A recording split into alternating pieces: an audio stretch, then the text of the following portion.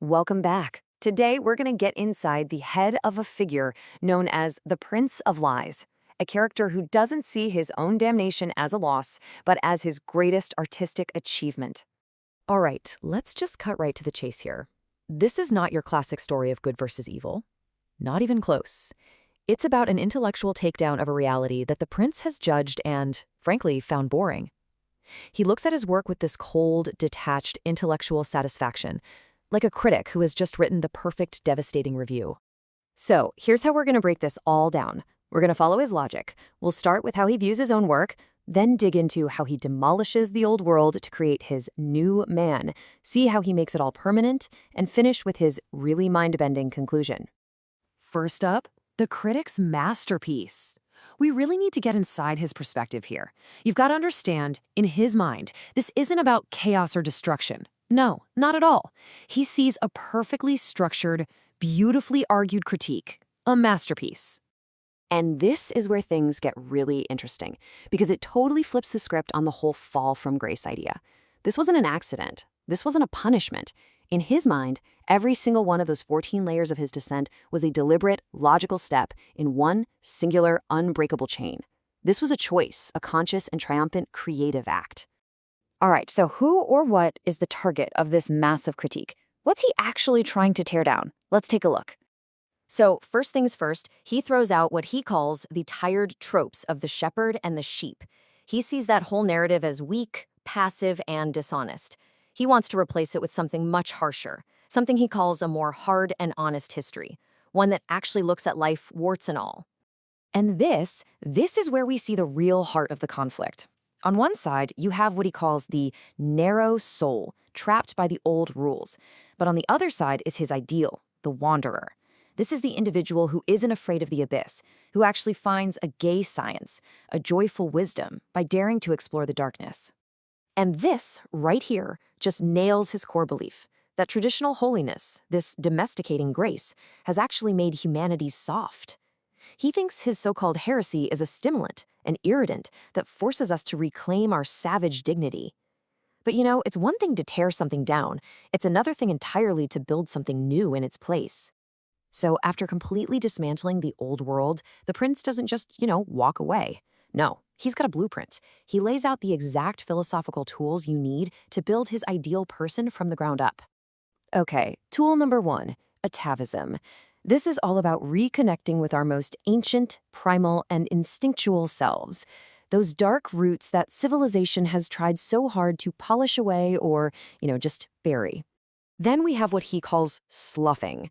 It's this vital, cleansing process. It's like shedding a skin, consciously peeling away what he sees as these soft and rotting layers of a morality built on self-delusion. And finally, and this one is a real mind-bender, he completely redefines cruelty. To him, it isn't about malice. It's the true mercy. It's the harsh force that is absolutely necessary for growth and self-overcoming. It's the only path to what he calls the Excelsior drive, that constant push to become more than you are. So if you look at the whole process, it's not random at all. It's a very clear 4-step architectural plan. It starts with an invitation, a choice, then there's the refinement process, then making the change permanent, and it all leads to this final, perfected creation. But okay, here's a big question. How does he make sure this new world he's building isn't just some idea? How does he make it stick? Well, he anchors it. He makes it a physical, inescapable part of reality itself. I mean, his ambition here is just off the charts. He's not just trying to win an argument. He wants to rewrite the source code of reality. The goal is to turn his influence from a temporary visit into a permanent, heavy residency by driving it deep into the marrow of everyday life. And what's so wild is how he sees something like an abandoned cathedral. He doesn't see a failure of his enemy. He sees the perfect frame for his new reality. He calls the ruins the only honest architecture because they show the hollowness at the core of the old faith, an emptiness he is more than happy to fill. And this really gets to the heart of it. It's like he sees the old belief system as this fragile, thin crust of a fantasy.